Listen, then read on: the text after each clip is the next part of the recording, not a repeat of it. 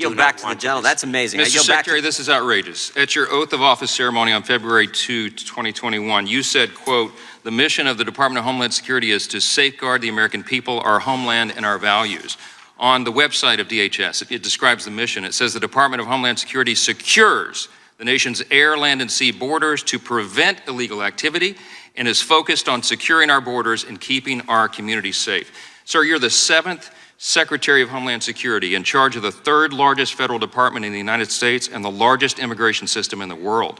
You are given immense power and an absolutely critical responsibility. Of all of our federal agencies, sir, I think yours is the one that has the smallest margin of error. Because if the Secretary of Homeland Security is unable or unwilling to give these answers, to perform his duties and accomplish his mission, crime surges, chaos ensues, and innocent people die. And Mr. Mayorkas, that is exactly what is happening on your watch. All of us have been down to the border. We've seen this with our own eyes, and we are outraged. And so are our constituents and all law-abiding citizens in this country. They're outraged because of your deliberate and defiant policies.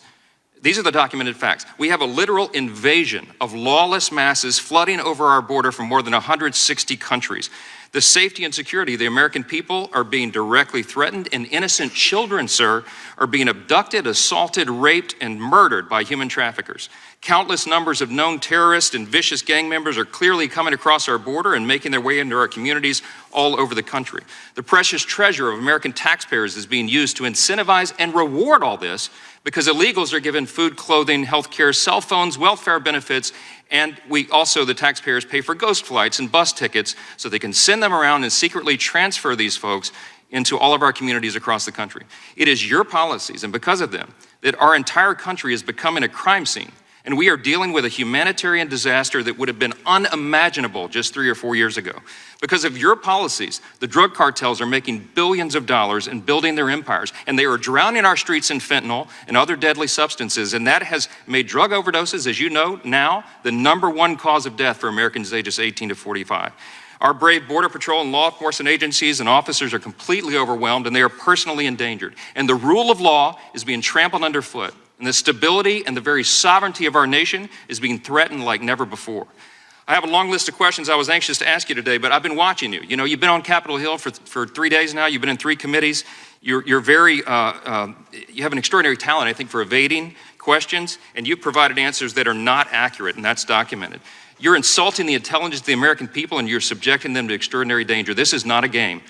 It's been detailed over and over this week and here again today. You have presided over the greatest immigration catastrophe in American history, and it's an objective truth that you have helped design and implement this system.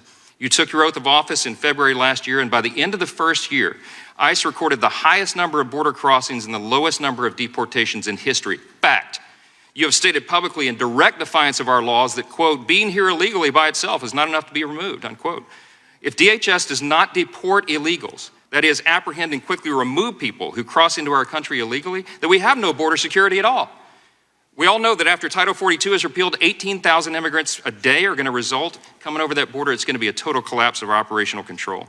If people are allowed to simply walk in here and live and work and collect taxpayer-funded benefits and assistance for years upon years and maybe permanently, then in a very short period of time, we'll be totally overwhelmed. We'll be crushed by the sheer numbers and the weight of illegal immigration, and there will no longer be any border, any security here, any sovereignty at all. We won't have a country.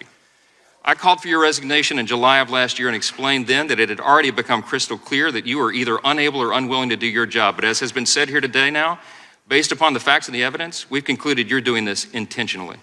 It is despicable. I believe these are impeachable offenses, and Mr. Secretary, my advice to you is to begin your search for a different career field very soon, because there will be an election and the American people will let their voices be heard on this, and we will be taking the majority.